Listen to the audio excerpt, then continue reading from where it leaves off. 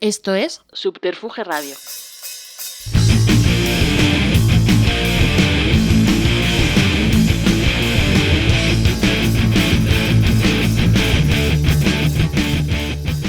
Sean bienvenidos y bienvenidas a una nueva entrega de Simpatía por la Industria Musical, el podcast donde apenas suena música, pero es de música de todo lo que se habla, emitiendo bajo el dial digital de Subterfuge Radio y produciendo y grabando en el estudio Alfonso Santisteban de la calle Almirante. Una nueva entrega de esta enciclopédica aventura que reúne el testimonio de los protagonistas de esta cambiante y rotunda industria musical, poniendo el foco en uno de los pilares más atractivos, el de la prensa y la literatura musical. Y el invitado de hoy es de los que sin duda aporta experiencia y pedigrí del bueno, habiendo ahondado en las entrañas de las melodías desde muy joven, desde la militancia más underground al estrado de la tribuna de medios más generalistas. Un auténtico placer recibir hoy en Simpatía por la Industria Musical, en el dial digital de Subterfuge Radio, en el estudio Alfonso Santisteban de la calle Almirante, a Jerry Corral. Bienvenido, Jerry. Pues muchas gracias y yo también estoy encantado de estar aquí contigo. Bueno. Representando un poco a las provincias, ¿no? Bueno, a las provincias, tú has sido un tío importante. El otro día hablaba con comunicación aquí de Subterfuge y es, joder, Jerry Corral, o sea, es un súper clásico, o sea, que a mí me gusta mucho. Tuve también allá en Albarracín, de Farmacia Guardia, que ha sido también un poco, digamos, cronista local de Murcia, joder, y yo creo también la visión, ¿no? Desde esos puntos locales de lo que estaba pasando en todo el estado, yo creo que es súper interesante. Te tengo muy presente, acabo de leerme tu libro maravilloso, el último del que hablaremos. Te tengo muy presente porque eres compañero además de esta santa casa de plataforma de Subterfuge Radio, que tienes un podcast estupendo del que también hablaremos. Así que nada, bienvenido, todo un placer. Pues muchas gracias. Bueno, ya sabes que esto también se trata un poco de hacer un repaso, ¿no? de la experiencia vital de los protagonistas, ¿no? De que al final yo creo que conformamos esta industria musical que, como digo, cambiante, pero siempre estimulante. Entonces, bueno, pues para arrancar un poco, ¿cuáles son tus primeros pasos, digamos, en el mundo de la comunicación? De la comunicación musical, ¿por qué das ese paso a dedicarte al periodismo musical? Pues mira, yo empiezo bastante joven y un poco... Es una época, estamos hablando de los principios de los años 80, el año 80 en concreto, en el cual prácticamente no existía o estaba empezando lo que es tanto la radio musical como la prensa musical, ¿no? Sobre todo a nivel un poco de ya medios generalistas y demás. Y entonces empezamos ahí un poco, bueno, pues a ver qué pasa, un poco pensando que todo iba a ser muy provisional, que todo iba a durar ya veremos cuándo, y resulta, bueno, pues que de una manera o de otra, pues tuvo una continuidad y tiene una continuidad, ¿no? Yo primero empecé estudiando Derecho un poco vamos a decir, por imposición familiar. Cuando decías que querías estudiar pues periodismo, estas cosas, parecía como que, bien, vale, eso está bien, pero también Derecho, ¿no? Y lo dejé porque era algo que no me iba y al final aposté por lo que me gustaba, que era el periodismo, porque sí que tengo el recuerdo del mejor día de clase siendo niño fue un día que hicimos un periódico. Eso luego me he dado cuenta, ¿no? Que efectivamente, quieras que no, era tu vocación. Y luego, sobre todo, porque a mí me gustaba muchísimo la música. Muchísimo, y todas las músicas. Desde niño, además, porque me acuerdo de niño hacer listas de los cantantes que conocía y los que veía en televisión o escuchaba por la radio y tal, ¿no? Y encima me gustaban muchos tipos de música diferente, porque ya cuando empiezas a ser un poco más mayor, adolescente y tal, y unos pues se van por un rollo, otros por otro, y pues uno es mod, el otro es heavy, el otro es punky, un poquito más tarde, etcétera, etcétera. Yo decía, joder, yo no me siento identificado con ninguno y con todos. Era un poco hippie, era un poco mod, era un poco tal, un poco... Me gustaba la psicodelia, me gustaba el rock duro, me gustaba el pop, me gustaba todo. Y yo decía, joder, ¿cómo puedes conseguir los discos, ¿no? Y una manera de conseguirla, luego te vas dando cuenta que es a través de colaborar en medios de comunicación, de estar en el periodismo musical. Y entonces empecé primero en una emisora, entonces se llamaban emisoras piratas, que eran emisoras libres, de Portugalete, allí cerquita de Bilbao, JMC Radio. Ahí estuve casi 2 años.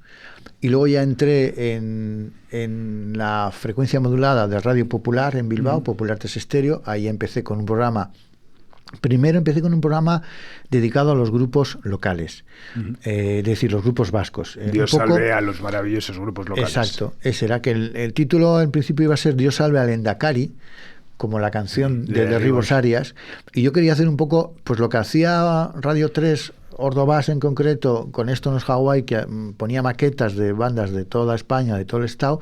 Pues yo digo, pues vamos a hacer allí lo mismo, pero con bandas vascas, ¿no? Y entonces pues programábamos maquetas y entrevistábamos a los grupos, etcétera, etcétera. Y a la vez estaba también en Muscaria, que era también una revista musical bimensual que empezó en el año 80, y que también hacíamos pues seguíamos toda la actualidad musical del País Vasco en cuanto a grupos, en cuanto a conciertos que se celebraban allí. Había también su sección de discos, etcétera, etcétera.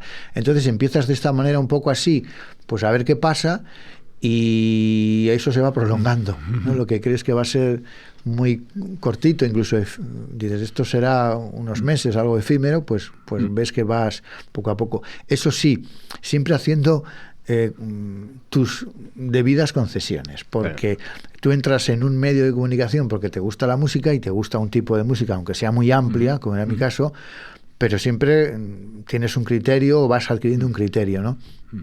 Pero al final te das cuenta que si quieres sobrevivir en ese mundo, no ahora, ya entonces, era a través de hacer un poco de todo, claro, dentro de la música y fuera de la música. Entonces luego ya empiezas yo en mi caso estuve en varios periódicos, en la Gaceta del Norte, en Gaur Express, colaboraba en otros, y ahí ya haces de todo. O sea, lo mismo... cosas más mainstream, cosas más... Exacto, o sea, yo he entrevistado a Alfari y he entrevistado a mogollón de gente que a priori pues no entraban en mi, digamos, en mis gustos y demás, pero que bueno, ahora yo también tenía claro una cosa, que prefería entrevistar a Alfari antes que hacer otra labor periodística pues dentro del mundo de la política o dentro de incluso la información local, plenos del ayuntamiento, cosas de esas que no te podían ser más aburridas, ¿no? Entrevistar a Alfari era muy divertido, a pesar de que no era lo que tú habías pensado, ¿no? Y bueno, en el caso de todo lo que has comentado, a mí hay una aventura que me encanta, que es Muscaria, ¿no? Muscaria al final fue mucho la importancia, ¿no? Ahora se empieza a reivindicar esa reedición que se hizo fantástica y tal. La verdad es que es una memoria viva de todo lo que pasó en ese momento, ¿no? ¿Qué significó, crees, Muscaria? Pues al final ha significado para la historia de la música vasca. ¿Y qué papel crees que al final ha tenido Bilbao también en diseñar tu propia personalidad musical? Pues mira, Muscaria fue básico, porque así como es una época en la cual florecen muchos fanzines.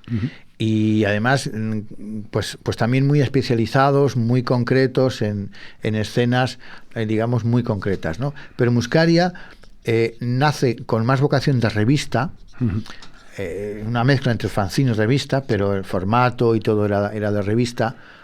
Tenía una periodicidad bimensual, que no fallaba nunca, y que además pues informaba un poco de todo. De hecho, era muy curioso cómo mezclábamos desde la portada hasta los contenidos, lo mismo los cantautores, los viejos cantautores ya de aquella época, de la época de Sdocamairu, la Boa, de la música euskaldun, la Boa, Benito Lerchundi, etcétera, con los grupos de rock que iban surgiendo en el País Vasco en entonces, ¿no? Entonces, yo creo que es uno de los pocos casos a nivel de todo el Estado en el cual algo que nace con una vocación de fanzine pues se convierte en una revista. Claro. Duró 7 años, además fue una época de iniciación de todo lo que eran pues una nueva época, porque abarcamos desde los grupos locales que empezaban haciendo punk, new wave, techno, etcétera, etcétera, con lo que luego fue el radical vasco, que eso ya explosiona de una manera importante. Luego cuando hablemos del libro pues está claro que bueno, Muscaria fue fundamental. De hecho, es el segundo medio que habla de la denominación radical vasco. Primero surge en el diario Egin, en las páginas musicales, en Placa Click, y luego lo toma, lo absorbe Muscaria, y a partir de ahí la etiqueta pues surte ese efecto que tuvo en su día y que ha tenido con el paso del tiempo, ¿no? Entonces yo creo que fue muy importante, para mí importantísimo, porque fue el primer medio en el que escribí. Todavía me acuerdo, creo que el primer artículo fue la reseña de un disco de los Kings del año 80, Yo no entré en el número 1, entré un poquito más tarde, aunque podía haber entrado desde el principio porque hice un trocito de mili y tuve que estar un rato ahí haciendo aquello. Sí. Y entonces en cuanto volví ya me incorporé. Yo recuerdo que Roge Blasco, que es quien dirigía, una de las personas que dirigía Muscaria, puso un anuncio en la tienda de Bolo, que también le conoceréis seguro, claro. en Woodstock, en la tienda de Woodstock, puso un anuncio que necesitaba colaboradores y dije, esta es la mía, esto es lo que yo quiero hacer. Porque muchas veces se asocia el escribir y el periodismo musical con músicos frustrados. Yo para nada, o sea, claro que intenté tocar algún instrumento como todos, ¿no? Empiezas tocando la guitarra y dices, no paso del Smoke on the Water, esto no es lo mío. Y además yo con el tiempo luego esto hasta lo he racionalizado. Digo, a mí ser músico, hombre, si eres un genio, eres un talentazo, eres David Bowie, pues claro que quieres ser David Bowie o Dylan o tal. Pero la mayoría de los músicos tienen una vida muy dura. Totalmente. Muy dura, y encima a mí eso de escuchar y tocar siempre lo mismo me resultaría muy duro. O sea, lo que me gusta es la variedad y estar descubriendo cosas continuamente, y eso lo puedes hacer desde el periodismo musical, porque en aquella época, como te decía antes, era la manera de acceder a muchos discos que si no, pues no hay presupuesto que pudiera con ello. Bueno, hoy en día ya es distinto, ¿no? Con las plataformas y todo esto tienes un acceso mucho más a todo, ¿no? O a casi todo. En ese sentido creo que ha sido una gran ventaja. Un periodismo musical, bueno, un periodismo ya en el amplio sentido de la palabra, que claro, que has vivido toda su evolución al día de hoy. ¿Cuál es tu visión de esa transformación de lo que ha sido la prensa musical? Pues siempre se habla ahora, pues la pérdida de prescripción, al final pues la importancia que ahora de repente tiene más un influencer que un periodista. ¿Cuál es tu visión y crees que hay un relevo? ¿Crees que se puede recuperar esa esencia y ese entusiasmo que al final hacía que al final yo era igual de fan de un grupo que de una revista, igual de fan que de un artista que de un periodista, ¿no? Hablabas antes de Jesús Ordovás, ¿no? Por ejemplo, para mí fue alguien clave.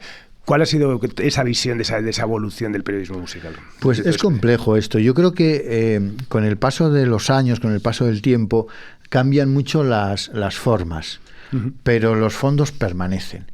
Y el periodismo musical siempre ha sido una especie de ilusión, que hemos tenido una serie de gente, pero como oficio, como empleo, es prácticamente inexistente. Hace poco hubo aquí un congreso, aquí en Madrid, creo que había como unos 80 periodistas musicales. Yo recibí la información y yo pienso, de los 80 que han estado, de los unos pocos cientos que lo podemos ejercer de alguna manera más o menos constante en toda España, ¿cuántos viven de ello? Pues seguramente será un número escasísimo. Pero es que si nos trasladamos a cualquier otra época, pues pasa lo mismo. Es un poco lo que te decía antes. Tú te gusta la música, te gusta escribir sobre música o hablar sobre música, y si lo haces en un medio especializado, cobras poquísimo. O sea, es casi, tú lo sabes perfectamente, es una precariedad absoluta. Ahora y siempre. Sí.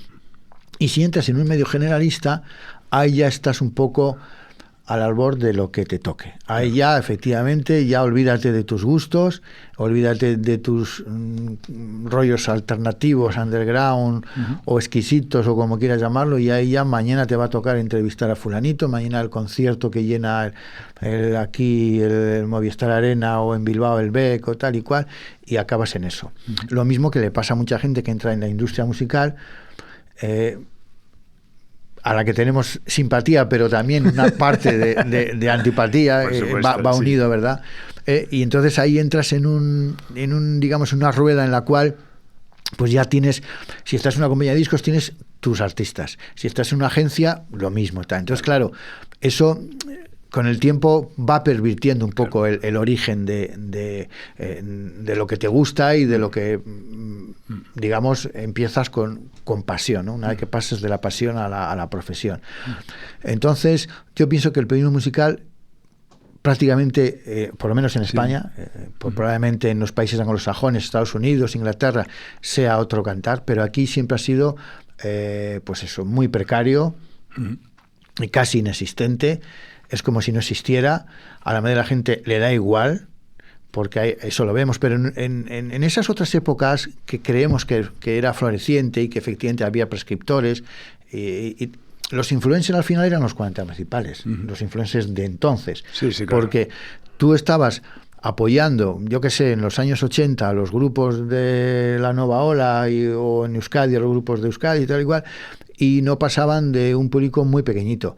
De repente eran discos rojos en los 40 principales y pasaban de vender 5.000 copias a cientos de miles, ¿no?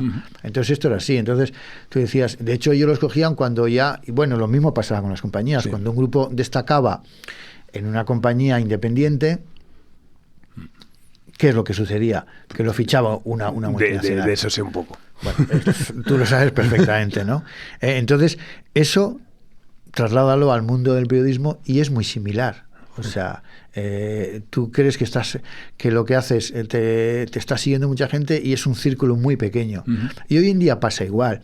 Al final los grandes booms pues se dan con cosas que trascienden para el público que no escucha música habitualmente. Entonces tú puedes hacer tu podcast, el otro puede hacer en su día su blog o fanzines.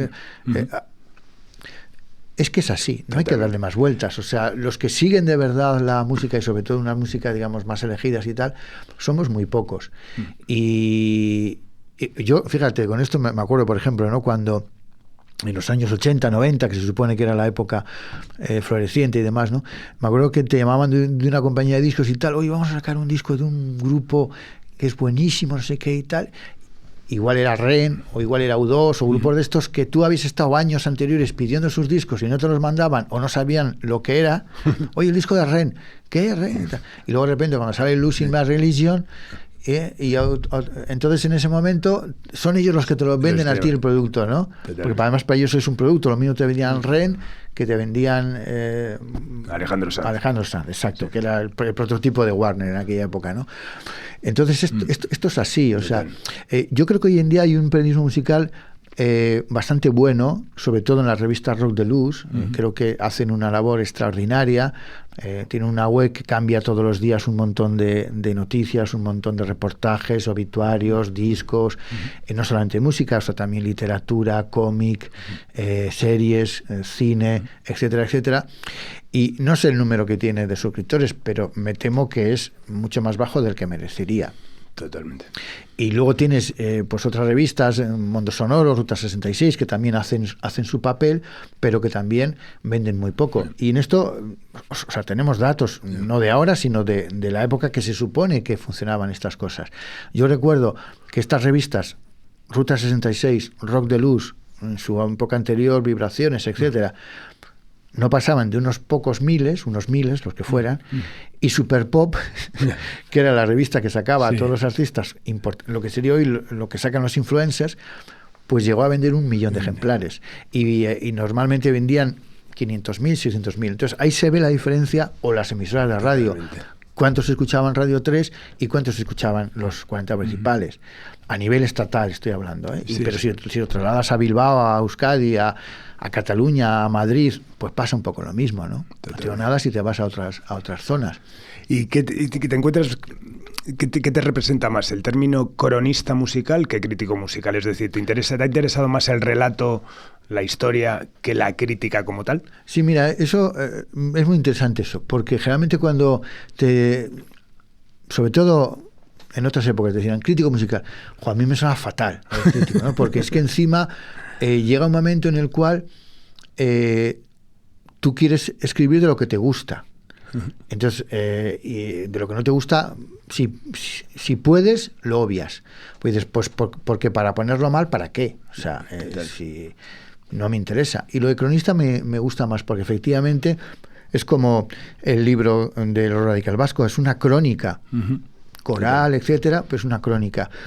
Yo en el podcast, ¿qué hago? Meto lo que me gusta, lo que no. ¿Para qué vas a poner algo que no te gusta? ¿Y lo vas a poner mal? ¿Para qué? ¿Vas a hacer una crítica destructiva? Lo obvias.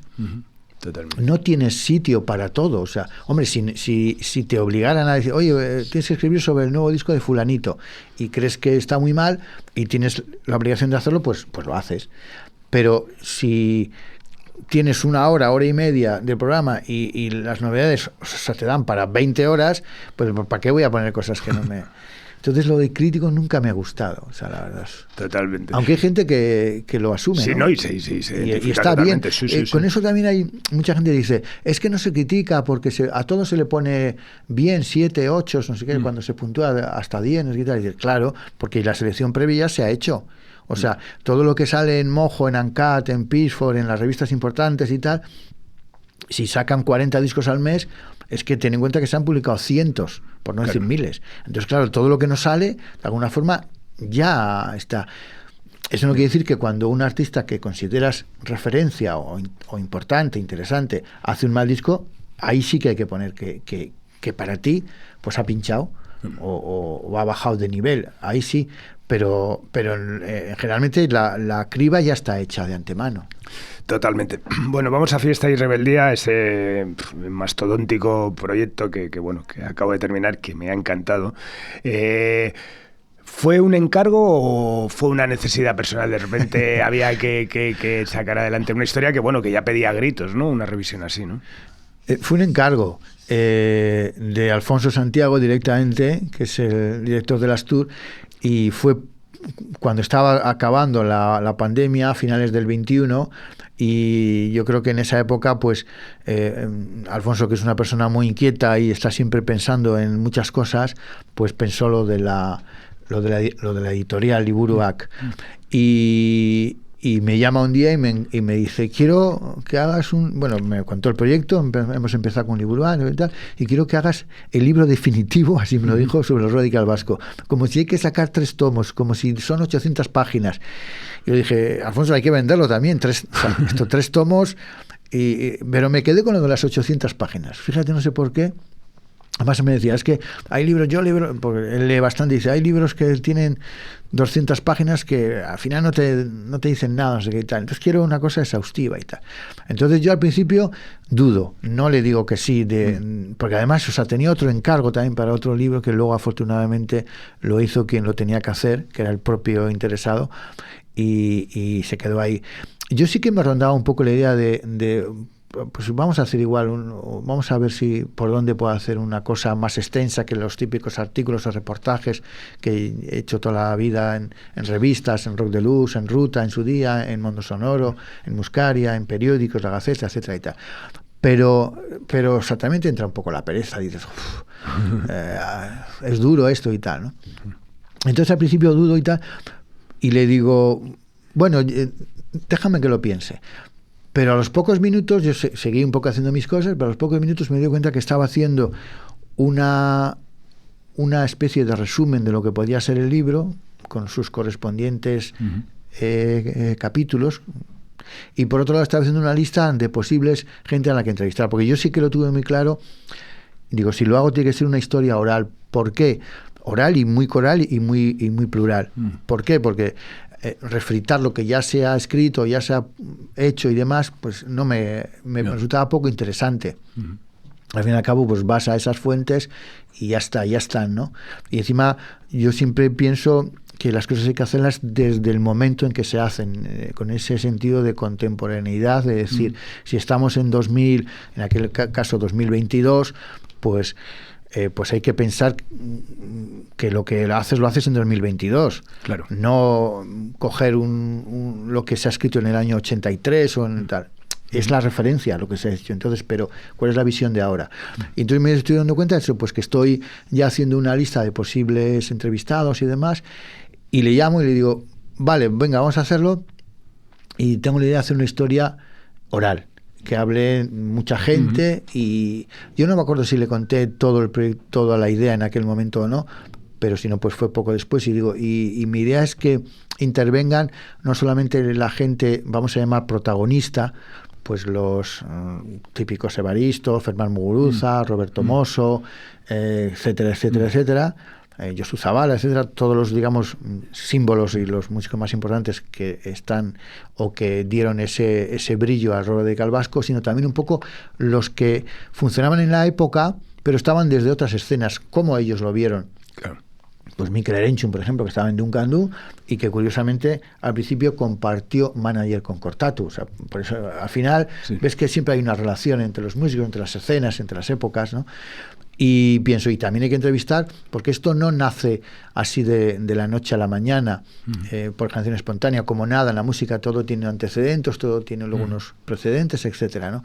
Y digo, pues sería interesante ver la opinión que tienen la gente previa al radical vasco, que en Euskadi ya hubo movimientos importantes, aunque no tuvieron tanta trascendencia, digamos, mediática, pues como es Dokamairu, como ese rock euskaldun que empieza, que tiene bastante sintonía con el rock progresivo y el sinfónico de los años 70. Urco y todo esto. Urco, Robbie, Itois, etcétera. Entrevistamos también algunos de ellos, los grupos de folk rock, como Scorri, que ya tenían, y Sukais, que tenían una trascendencia importante.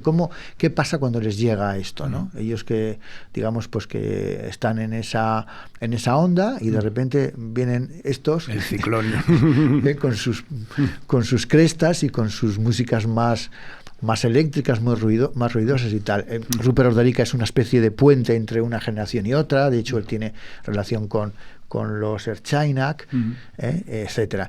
Y luego, claro, hay que seguir. O sea, esto acaba más o menos en los 90, digamos, la época floreciente de los radicales vascos son los años 80. Todos los grupos importantes son de esa época: Kortatu, Barricada, Sarama, Eskorbuto, RIP, Ertzainak, etcétera. Son los años 80. Totalmente. Y digo, pero claro, en los 90 claro que continúa el radical vasco, pero continúa con una segunda o tercera generación que ya carecen de ese interés que tenían los primeros y que a mí personalmente no me interesan, y me parece que están ya haciendo pues el calco, ¿no? Y ya son consignas que ya has escuchado repetidamente, se acaba un poco en eslogans, etcétera. Pero sin embargo continúan otras músicas en los 90 en Euskadi, y está Buenavista en Donosti. Es una casa ocupada de Buenavista en San Sebastián, que hay grupos como Nuevo Catecismo Católico, etcétera, que tienen esa influencia del punk, pero más avanzada, ya han escuchado las bandas australianas, tienen otros referentes. Y a su vez sigue en Guecho, hay un movimiento importante que entonces se llamó Guecho Sound, un poco como en Gijón el Season Sound, pues con bandas como El Inquilino, Los Clavos, etcétera, etcétera, que también tienen su repercusión. ¿Y qué pasa con la gente de ahora? ¿Qué opinión tiene una Verde Prato? ¿Qué opinión tienen unos Taches, unos Chill Mafia, unos Bull, etcétera, etcétera? Entonces, al final, bueno, hice una lista de 120 entrevistados, 100 y pico, y lo dejamos en la mitad, y luego al final algo que se va añadiendo, pues al final acabamos con unos 70 entrevistados. Y también gente de fuera de Euskadi, de Euskal Herria, porque era interesante conocer la opinión de cómo llega a Madrid, cómo llega a Barcelona, qué opinión tiene Julián de Siniestro Total, que es una banda que camina entre Vigo, o sea, entre Galicia y Madrid, pero un poco dentro también del punk. Y entonces entrevistamos a Ramoncín, que tuvo su relación al principio con Barricada, y dice cosas bastante potentes, como siempre Ramoncín, ¿no? Y entrevistamos también a los periodistas de Euskadi, los más importantes, pues Pablo Cabeza, Iñaki Zarata, etcétera, etcétera, pero también a los de Madrid, a Ordovás, a Mariví Barrola, que estaba un poco a caballo entre Euskadi y Madrid, y lo mismo un día fotografiaba a Kortatu y al día siguiente a Derribos Arias o a Radio Futura, por poner un ejemplo, ¿no? De hecho tiene una foto emblemática en la que se veía a los Muguruza con Poch, en fin. Entonces, para que sea lo más amplio, lo más coral, y para que se vean las distintas realidades sociales. A mí cuando alguien me dice, no, es que esto refleja la realidad social, digo, ¿qué es realidad social? Claro que refleja una realidad social, pero afortunadamente en Euskadi, lo mismo que en Madrid, o lo mismo que en Cataluña, o lo mismo que en Andalucía o en California, lógicamente no todo el mundo piensa igual, no todo el mundo le gusta la misma música, no todo el mundo va a los mismos sitios, cada uno tiene su realidad social. Somos un poco ombliguistas en eso todos, de creer que lo nuestro es lo que hace todo el mundo. Yo voy al monte, todo el mundo va al monte. Pues no, hay gente que va, hay gente que no. Yo escucho esto, pues para que se ven esas distintas sensibilidades, ¿no? Decías eso, ¿no? Al final 70 testimonios, 3 años de trabajo, bueno, cientos de kilómetros todos, me imagino. ¿Qué testimonios o encuentros te marcaron de manera especialmente durante todo este proceso de las entrevistas? Pues mira, una cosa bonita de esto es que, como yo propongo lo de la historia oral, ellos piensan enseguida que de ahí también puede salir un futuro documental, una serie documental. De momento está parado el proyecto, pero eso se contempla al principio. Y por eso se graban las entrevistas, se filman, casi todas, de las 70 habrá pues unas 50 o así que están grabadas y filmadas, y entonces vamos a los sitios de cada uno. Por ejemplo, entonces yo tengo mucho recuerdo, por ejemplo, el día que fuimos a Agurain, a Salvatierra, en la llanada alavesa, y estuvimos con Evaristo de La Polla Records, y estuvimos en el mismo bar que era el Ochoa, donde empezó un poco la historia de La Polla Records y de Evaristo, ¿no? O cuando estuvimos con Fermín Muguruza en su casa, en la cocina de su casa, en Irún, o cuando fuimos, por ejemplo, también a la casa de los Potato, de Pedro y Elena. Hicimos también allí a Marieli de Cicatriz en la Matriz, la chica con la que empezó Cicatriz en la Matriz, que puso incluso el nombre, y era una zona en Durana. Durana es un pueblo a 7 kilómetros de Vitoria, pero ya es como si estuvieses en el campo, en otra zona, ¿no? Y entonces esos viajes fueron muy, muy divertidos. Y éramos 3 personas. No, y te decía, claro, también el encuentro, ¿no?, claro, con gente, lo describes muy bien en el libro, ¿no? Al final, bueno, te sientas con Fermín, te sientas con Evaristo, son gente que se mantienen activas y tal, pero de repente te encuentras eso, ¿no? Pues con el testimonio de Poti, ¿no?, de Cicatriz, que de repente era la más punky del lugar en ese momento, ¿no? Y ahora te encuentras, pues, claro, una señora, ¿no? Sí, que incluso pues había trabajado en un banco de valores o algo así, en Londres, creo recordar.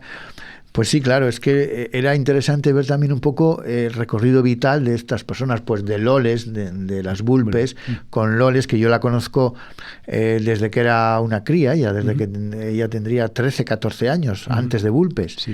Y entonces, pues ahora vivía en Arrasate, en Mondragón, y estuvimos en un bar allí en Arrasate, y pues fue contando un poco toda su historia, porque ella luego estudió turismo y estuvo dirigiendo hoteles, lo que era, digamos, la animación de hoteles, que llamaba a bandas de rock, pero lógicamente estaba en un mundo completamente diferente al que había vivido con las Vulpes, ¿no? O estuvimos, o sea, también en el estudio de Kaki Arcarazo, en un sitio paradisiaco, entre montañas, en Andoain, arriba de Andoain, etcétera, etcétera. Entonces, esos viajes fueron muy divertidos. Yo creo que la gente, además, en el tú a tú y a gusto estando en su casa, digamos, pues se abre más, y yo creo que casi todos contaban, o todos han contado cosas, yo creo que dentro de lo que se puede contar, porque siempre hay cosas que nadie quiere contar, ¿no? Es lógico. De hecho, alguna vez pues te pasa con alguien que te cuenta y te dice, pero esto me lo vas a contar, no, eso no, y tal. Hay algunas cosas que tampoco es que sean excesivamente, pero afortunadamente casi todos todavía estamos vivos, y hay cosas pues que igual no apetece. Sí. No son excesivamente morbosas tampoco, ni nada, pero bueno, sí que hay un discurso un poco más oficial, si quieres, pero muy sincero. Yo creo que conseguimos testimonios muy sinceros de la gente. Totalmente. No, aparte, bueno, yo creo que es un libro que es muy iniciático para el que no ha conocido la historia, ¿no? De hecho, eso te voy a preguntar, ¿no? ¿Cómo explicarías ahora al rock radical vasco y a alguien que no vivió, ¿no? ¿Por qué fue único y por qué sigue teniendo ese peso que tenía? Pues esa es un poco la historia del libro, porque más que hablar para el que ya lo conoce, que también, lógicamente, porque aunque lo hayas vivido, aunque lo hayas conocido, siempre hay muchos detalles. De hecho, mucha gente me ha dicho, joder, no sabía que fulanito esto o que tal. Y el que no lo sabe, pues que se introduzca en ello, que se produce en una época muy concreta y en un país muy concreto, en una situación muy concreta. Acaba de morir Franco, como quien dice, estábamos en una transición democrática que en Euskadi se ve de otra manera quizá al resto del Estado. Ahí está el impulso del nacionalismo que había estado durante 40 años prohibido, lo mismo que el euskera, etcétera, y que renace en ese momento y que se va asentando desde distintas posturas. Hay una crisis industrial muy importante. Hay una influencia anglosajona en la música que empieza en el punk del 77, que va calando de una manera muy fuerte en Euskadi, luego va llegando también el ska y otros estilos, incluso también hay influencia del rock mesetario de aquí, de gente como Leño, en grupos como Barricada, etcétera. Entonces ahí se va creando un caldo de cultivo muy importante, un campo abonado para que surjan este tipo de grupos en una, como digo, en una época y en un momento muy concreto. Y que además en Euskadi tiene, digamos, una conexión y una cohesión que igual no la tiene en otros lugares, porque en Barcelona y en Madrid y en Galicia y en todos los sitios había grupos de punk y había grupos, digamos, si no les quieres llamar radicales, pues vamos a llamarles grupos más contestatarios, más agresivos, más belicosos, como se quiera. Pero ahí, en Euskadi, quizá por ese sentimiento también que existe en el país a nivel cultural y a nivel social, etcétera, pues la unión es mayor. Y también surgen una serie de fanzines, de medios alternativos, de radios libres, de movimientos antimilitaristas, anti-OTAN, etcétera. En fin, hay muchas cosas. Suceden muchas cosas en muy poco tiempo, cosa lógica después de lo que ocurrió. De hecho, hace no mucho me encargaron un artículo para Rock de Luz precisamente hablando de los discos esenciales de la época. Yo creo que lo titulaba así como Canciones para después de una dictadura, porque en el fondo es producto de que se salía de una dictadura.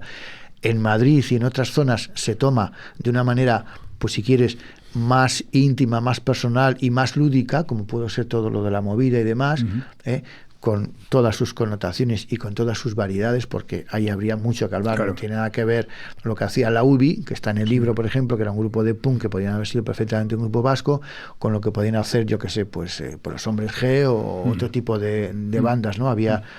Hay una gran variedad. En Euskadi también había esa variedad, pero lo preponderante fue todo esto, por el clima social, porque también se juntaron 4, 5, 6, 8 grupos muy potentes, con unas canciones muy, muy buenas, que llegaban a mucho tipo de gente. Y hoy en día todavía se sigue bailando en las fiestas y en las jaya, que se llama allí, en las verbenas, en las fiestas de los pueblos, de los barrios y demás, se siguen bailando pues canciones de Cortatu o de la Polla Records o de Escorbuto, etcétera, etcétera. Y hay grupos que las recrean, o sea, que ha continuado en el tiempo y ha traspasado fronteras, porque llegó a todo el estado. De hecho, yo recuerdo que había grupos que venían desde Extremadura o desde otros lugares y decían que ellos hacían rock radical vasco.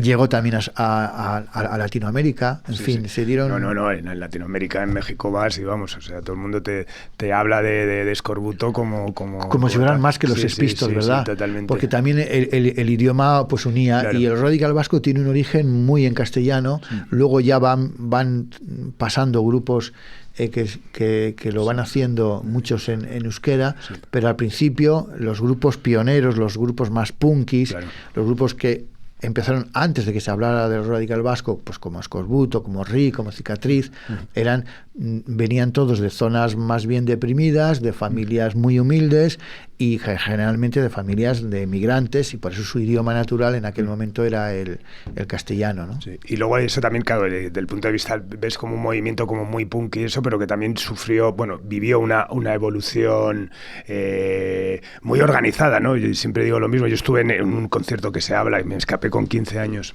con mi amigo Pablito a Ermua a ver a Rip, a Escorbuto, a Uka Subs y a Exploited, que no pasó más miedo en mi vida. O sea, era cuando estaban los punkis estos de Rentería, que eran famosos por todo, vamos. Y en ese viaje, que éramos muy pequeños y tal, que pasé un miedo tremendo, me lo pasé muy bien, pero también pasé mucho miedo. E hicimos algunos amigos que 2 años después los fuimos a ver, quedamos pues, en la época pre-móvil, pre-todo, ¿no? Entonces, claro, no era fácil mantener una tal. Y de repente aparecieron con camisetas de Euskadi Tropical y tal, no sé qué, con palmeras y tal. Era como, joder, esta era gente que hace 2 años eran los más punkis y seguían siendo eso, ¿no? Pero como tal. ¿Crees que fue un movimiento estructurado o es algo que realmente luego se ha empaquetado y se le ha puesto una etiqueta? Un poco las dos cosas. Empieza de la forma más espontánea, absolutamente espontánea y auténtica. Los grupos van a su bola cada uno. Unos tienen una tendencia, otros tienen otra. Yo siempre digo que el sentimiento generalizado era gente humilde, de izquierdas, y vamos a llamar vasquista, porque vivían en Euskadi y acabamos de sufrir una dictadura, o sea, entonces eso era evidente. La estructura viene un poco después. Una vez que ya se crea la etiqueta, que lógicamente no gusta a nadie, como pasa en todas las épocas y en todas las escenas, a nadie le gusta que le etiqueten, porque parece que le están coartando y que le están encerrando en un cuadrado o en un círculo, ¿no? Pero sin embargo eso sí que sirvió para que trascendiera, sobre todo fuera de Euskadi, y sobre todo para la gente que se incorpora un poco más tarde a las cosas, un poco cuando el foco mediático se posa en algo, ¿no? Que eso sucede con todo. O sea, un grupo empieza teniendo 50 fans, luego tiene 300, luego 1000 y luego 10.000, etcétera, ¿no? Es que ese es el proceso natural de los que consiguen triunfar o los que consiguen ampliar audiencias, ¿no? Un grupo o un estilo o un movimiento como fue esto, ¿no? Entonces sí que se estructura a partir de que ya se le denomina rock radical vasco, a pesar de las reticencias de los grupos y demás, pero sí ahí ya tiene una pequeña estructura, porque luego se crea la campaña de marcha Taborroca por parte de la izquierda abertzale, ya se consigue que haya una serie de actuaciones más reguladas, con mejores equipos de sonido, probablemente mejor pagadas, etcétera. Entonces a partir de ahí ya, digamos que sí se, de una forma no rotunda totalmente, pero sí que hay una estructura. Pero al principio es algo totalmente, o sea, en absoluto hay una intención de decir, no, vamos aquí en este país a hacer grupos. No, los grupos surgen de forma natural.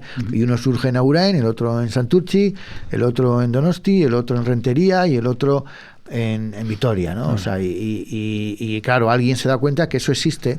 Claro. Y luego lo que has dicho tú de la Euskadi tropical, eso viene un poco a raíz de la influencia que tuvo, porque te acordarás que en aquella época, aparte del punk y luego lo que se llamó post-punk y todo aquello, hubo una onda muy fuerte de ska que llegó desde Gran Bretaña a través del sello Chutón, los Specials, Selecter, incluso Batmanes, etcétera. Y aquellas bandas pegan también bastante fuerte en Euskadi, sobre todo en bandas como Potato. También influencia en Archainak, en cierta manera, o sea, también a Cortatu. Y entonces esto hace que alguien se invente lo de la Euskadi tropical, ¿no? De que, mira, todavía no se hablaba del cambio climático. Total. Pero sí. Ahora está bastante tropical, sí. Sí, ahora está más tropical. Todos los veranos. Ahora está más tropical. Fíjate, además de Vitoria-Gasteiz, que allí tú sabrás, lo llamamos Siberia-Gasteiz por el frío que hace, ¿no? Sí. Es un clima más cercano a la meseta que digamos, a la zona cantábrica, ¿no? Y eso pues era también darle un impulso de fiesta, por eso también lo de fiesta y rebeldía va un poco porque se juntaban las dos cosas. Por un lado había un carácter y un espíritu absolutamente festivo, y por otro lado pues había ese espíritu de rebelión, de rebeldía, de contestar, de protestar. Un capítulo lo llamamos algo así como una musa llamada cabreo, porque es de donde surge un poco todo esto, ¿no? En esas bandas había un cabreo clarísimo y en mucha parte de la juventud vasca, y yo creo que también en otras zonas. Lo que pasa es que quizá en otras zonas pues se tomaba de otra manera, por las características de cada zona y de cada país y de cada sitio, ¿no? Y ese cabreo es el que sirve para que de alguna manera se instrumentaliza, ¿no? Por parte de las fuerzas políticas, en este caso las fuerzas abertzales, ¿no? La izquierda abertzale. Se pasa de la bomba en el huerto de San Sebastián al Jayabá y Borroca-Arebay, Sí, eso también lo tratamos bastante en el libro, y mucha gente lo menciona, porque al principio la izquierda abertzale, estamos hablando, claro, de los años principios de los 80 o incluso finales de los 70, el rock lo ve como algo imperialista, algo que viene de Estados Unidos. Bueno, estamos hablando de hace 45 años, 45 años, no nada que ver con lo que se puede sentir ahora. Pero había mucha gente que sentía eso, como que eso no era música vasca. Supongo que pasaría lo mismo en otras zonas. Esto no es música autóctona, ¿no? Viene de Estados Unidos, viene de los países anglosajones. las guitarras eléctricas, ¿qué es eso? Tal, igual. Bueno, pues al principio tienen esa actitud y la gente más veterana de la izquierda abertzale, pues más. Pero los que van llegando más jóvenes, ya cambia la sensibilidad, cambia el gusto y cambia el discurso. Y ellos no se van dando cuenta que hay gente que quizá no coincida al 100%, ni mucho menos, pero sí coincide en lo principal. Y las letras son o están en la sintonía de lo que ellos están pidiendo, lo que ellos están propagando, etcétera. Entonces ahí hay una especie... Nosotros a veces preguntábamos, ¿es un matrimonio de conveniencia?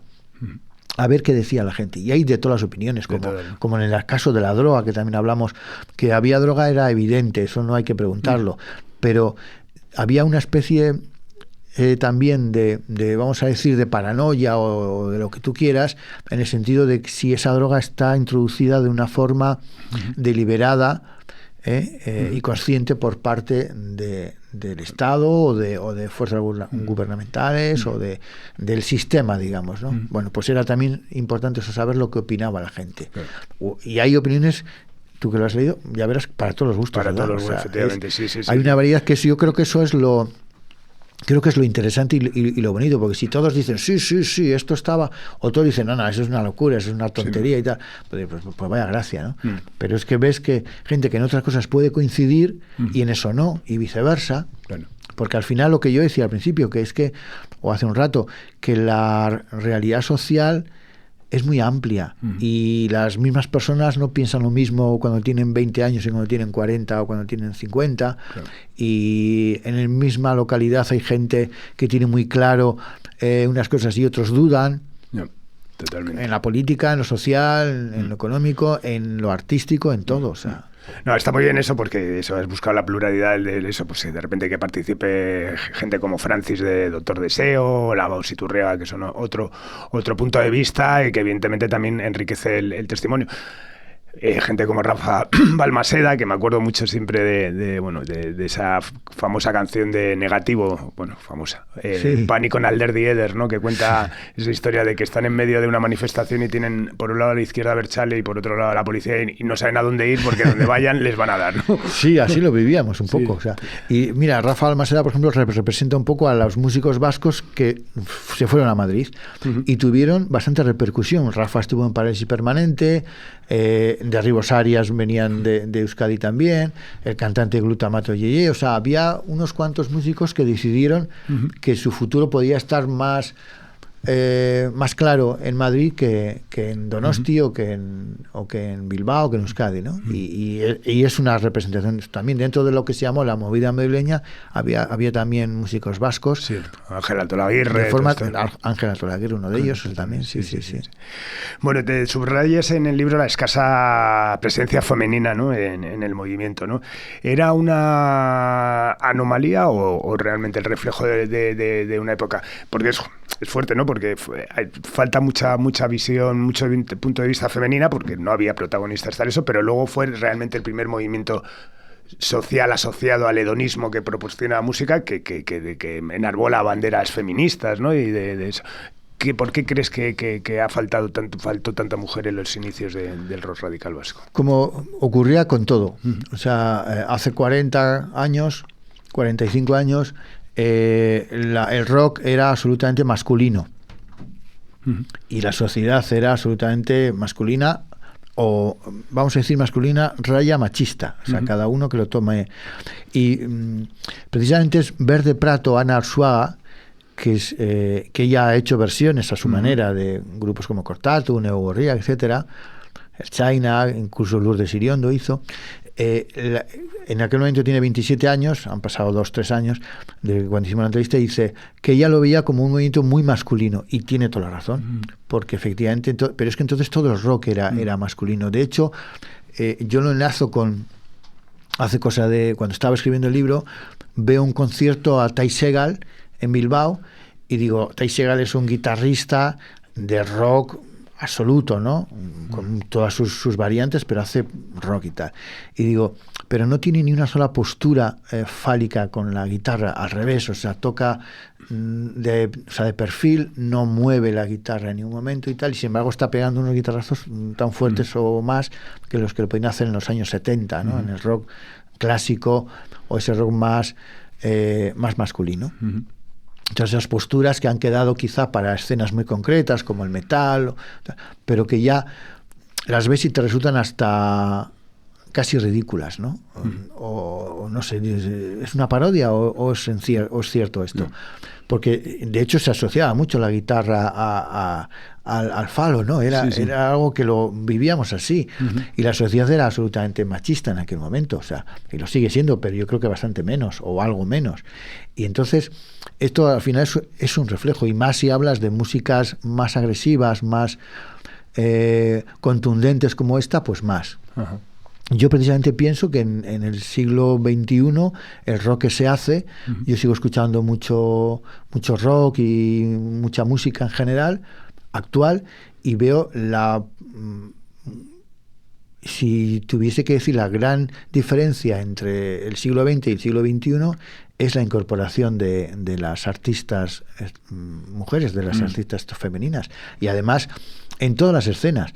Lo mismo en el mainstream, vamos a decir, más espectacular y a la vez más interesante, que hace gente como Beyoncé o este tipo de artistas, Dua Lipa, como en el pop y en el rock, o sea, Kate LeBon, hay 50.000 nombres, y en Euskadi pasa lo mismo, y a nivel de toda España igual, ¿no? La cantidad de mujeres que hay ahora haciendo muy buena música, y además adelantándose un poco a lo que pueden hacer muchas veces artistas masculinos. Jake Tweedy, el de Wilco, se lo preguntaron esto, porque precisamente Kate LeBon le había producido el último disco, y decía, a mí me gustó mucho la explicación que él daba, que es una opinión, ¿no? Por supuesto, esto no es aritmética, ¿no? Aquí 2 y 2 son aproximadamente 4, o ya veremos, ¿no?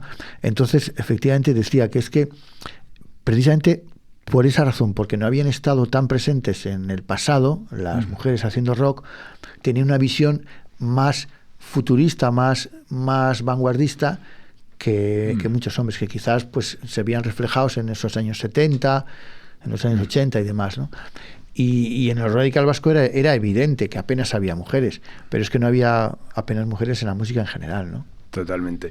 Bueno, y el radical vasco forma parte ya pues incluso del folclore festivo, ¿no? ¿Crees que eso ha desactivado un poco su carga policial? Es decir, se baila ahora distinto sarri que cuando salió, en el sentido de que, bueno, al final narra la huida de un preso de Marturtene, que en ese momento tendría una conciencia política más concreta. ¿Crees que eso se ha diluido, se ha desactivado en pos de pues ya de lo lúdico festivo exclusivamente? Es probable, sí, ya pasó a ser una canción de fiesta.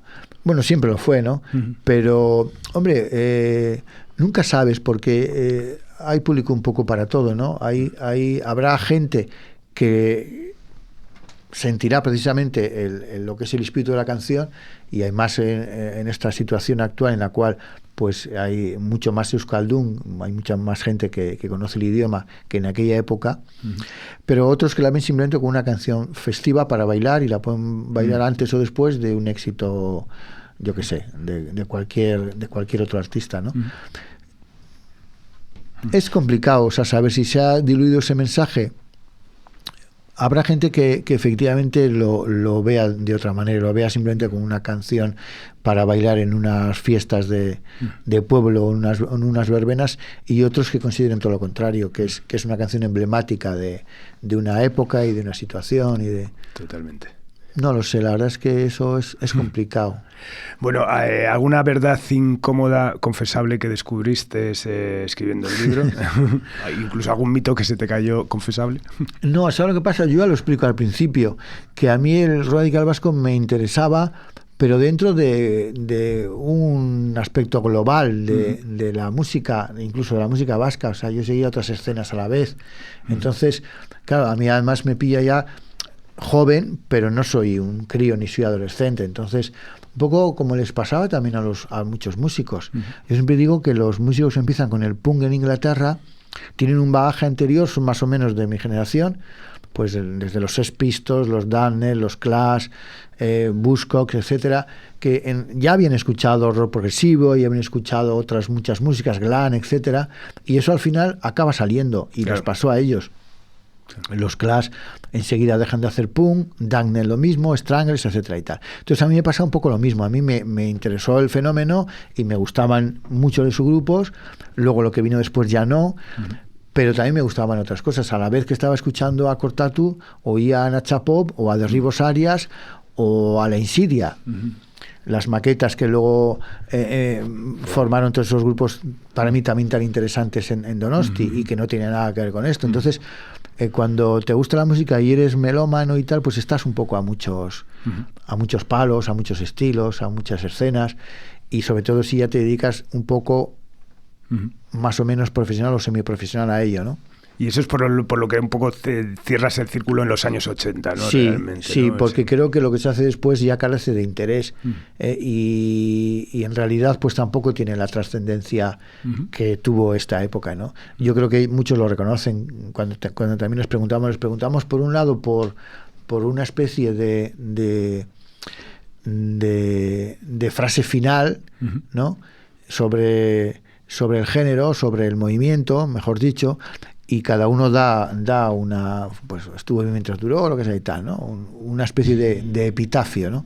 Y luego también hablamos un poco de cuándo empieza a decaer o cuándo llega el final o la decadencia de los Radical Vasco, y casi todo el mundo la sitúa en esos años que son un poco el cambio de década, de los 80 a los 90. Yo creo que ahí coincidimos todos. ¿Siguen grupos haciendo eso? Sí. Pero ¿tienen interés? Pues ya es mucho más discutible. Totalmente. Bueno, hablabas de ese epitafio, ¿no? Que pides a los protagonistas que dejen sobre el movimiento. ¿Cuál sería el tuyo como cronista? Me lo pidieron en algún otro sitio y lo di, pero ahora se me ha olvidado. Que yo diría que fue el producto más contundente de una situación, de una época, de un país, algo irrepetible, afortunadamente, porque muchas veces también con esto se mezcla mucho la nostalgia. Mucha gente dice, es que ya no, mira, lo que ha cambiado no es el espejo, eres tú. O sea, el espejo sigue siendo el mismo. Claro, cuando te veías con 20 años, decías, joder, pues... Totalmente. Pues qué bien, ¿no? Ahora te ves con 50, con 60 y dices, joder, he engordado, he perdido pelo, tengo arrugas.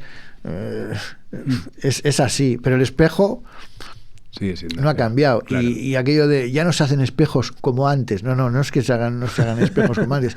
Eres tú el que no eres como antes, porque es ley de vida. Exactamente. O sea, y lo otro es peor, ¿no? También podrías haber desaparecido con 30 años. O con 27, ¿no? Como tantos en la historia del rock.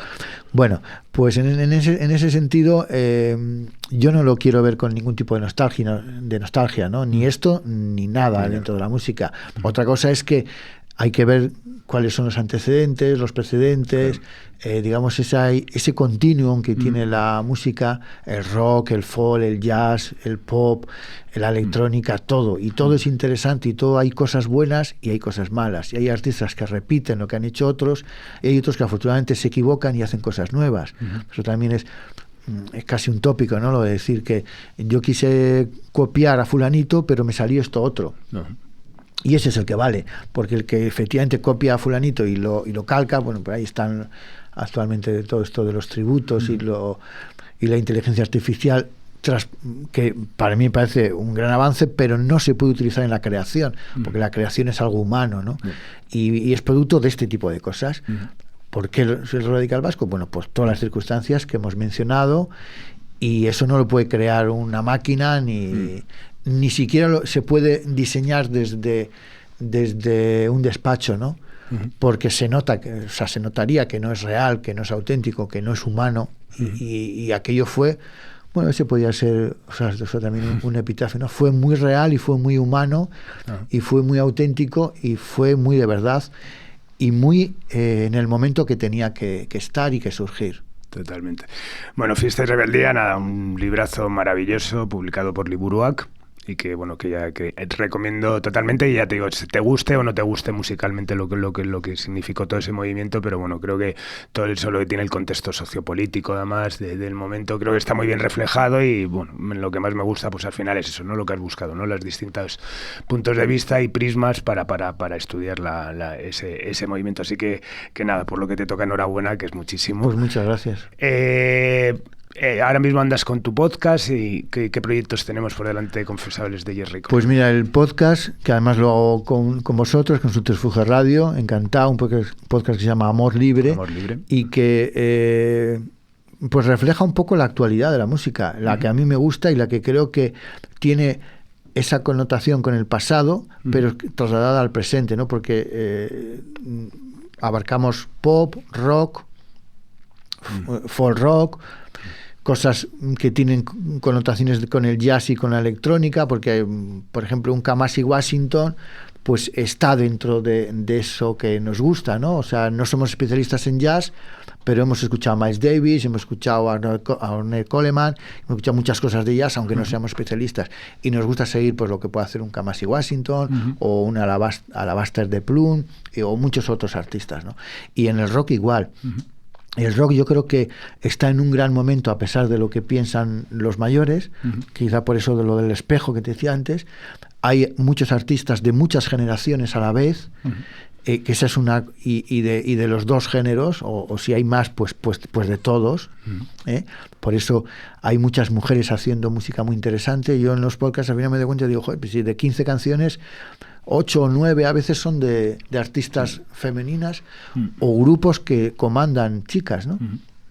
Y sobre todo hay muchas generaciones a la vez, porque tienes a muchos artistas pues que ya tienen sus 50 y tantos, 60 años, que están en plena forma, pues desde Stephen Malmus, desde el de Blur, Damon Albarn, yo qué sé, cantidad de artistas, Jason Pearce, el de Spiritualize, Tom York, el de Radiohead. Hay mogollón de artistas que están ya en sus 50, 60 años, Nick Cave, que tiene 67 o por ahí, etcétera, etcétera. O sea, dices, esta gente está haciendo una música extraordinaria con esa edad, porque quizá en otras épocas gloriosas que se estiman, los años 60 y los 70, los grandes artistas, quitando excepciones como Dylan, como Bowie, como Lou Reed, pues generalmente hacían discos muy interesantes en su juventud, pero luego enseguida se les secaba el talento o se dedicaban a otras cosas. Y eso tenemos ejemplos a manta, ¿no? Grupos que dices, sus mejores discos son los 3 primeros.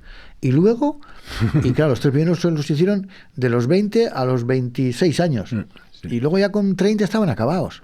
Sin embargo, todos estos artistas siguen haciendo discos muy buenos con esa edad. Y luego grupos nuevos continuamente. Sí, sí. Mandy, Indiana, por decir alguno, que mezclan rock con electrónica o con crowd, que a mí me gusta mucho, todo lo que se hizo con el crowd, progresivo, post-punk, yo qué sé, y lo mezclan y salen cosas muy interesantes.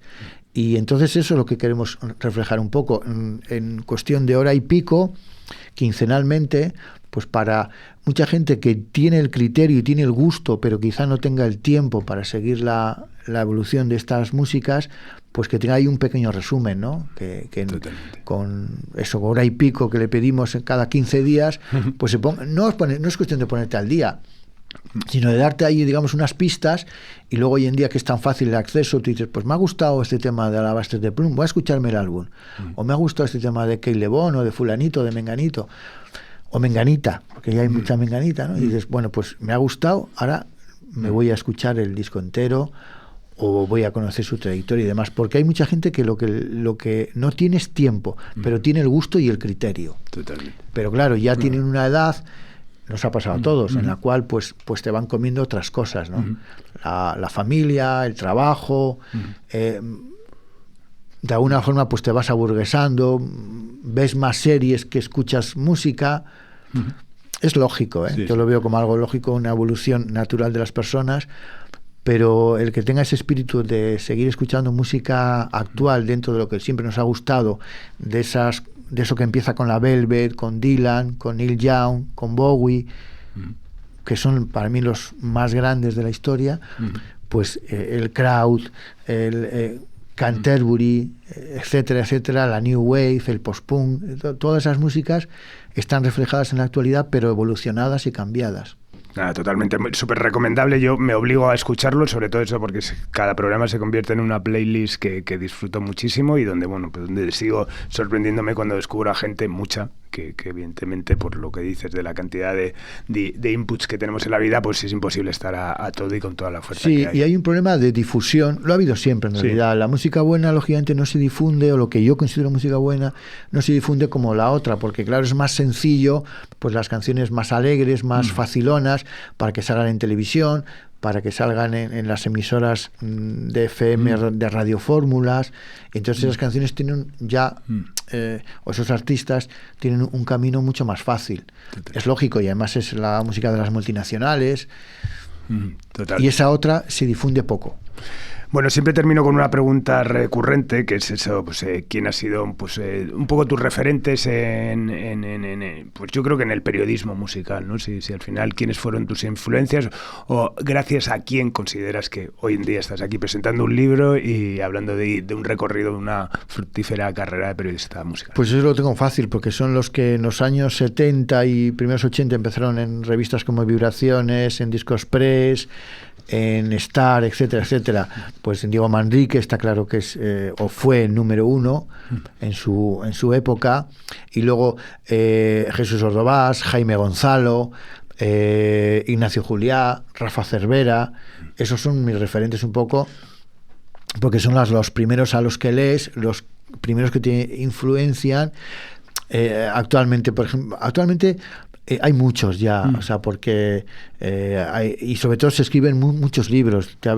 Ya ves la cantidad de historias que hay ya alrededor de la música en literatura, ¿no? Por ejemplo, Simon Reynolds me parece lo más interesante de los últimos años. Todos los libros que ha escrito sobre el post-punk, sobre el glam, sobre el retrofuturismo. Ahora un poco todo lo contrario, un poco la música que puede seguir en el futuro, etcétera. Me parece uno de los que mejor analiza y demás, pero de los que hemos leído en castellano y en esas edades adolescentes, todos los que te he citado, probablemente me habré dejado alguno, pero yo creo que esos son los, pues el Manrique, Rafa Cervera, con el que coincido bastante además en gustos musicales. Ignacio Juliá, Jaime Gonzalo, pues son los... Totalmente. Pues nada, muchísimas gracias, Jerry. Un auténtico placer. Te vuelvo a dar la enhorabuena por este libro y te vuelvo a dar la enhorabuena por una carrera que a los que nos gusta la música pues has aportado tantísimo. Así que nada, pues muchas gracias a ti por estar encantado y que siga muchos años Subterfuge Radio, simpatía por la industria. Ya llevas 200 y pico, 260. Creo, ¿no? 260. Pues se dice pronto. Pues nada, despedimos esta nueva entrega de Simpatía por la Industria Musical, emitiendo bajo el palio digital de Subterfuge Radio, desde el estudio Alfonso Santisteban de la calle Almirante, con Paula a los mandos técnicos y, por favor, dando las gracias a la grandísima Laura Aguiluz, que ha propiciado esta intermediación y que encima nos acompaña bien en el estudio. Y hoy nos vamos con Adrenalina de Cinta. Adiós.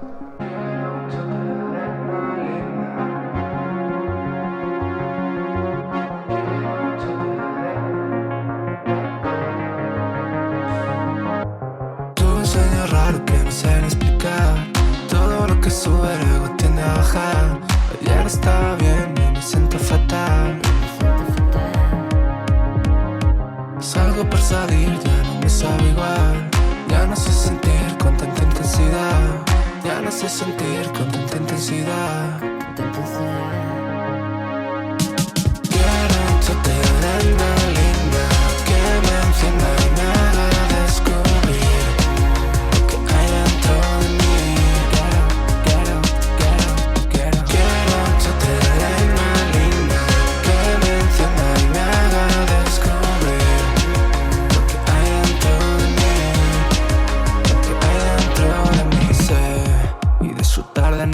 colores y olvidarme ya del puto móvil, corretear por los callejones.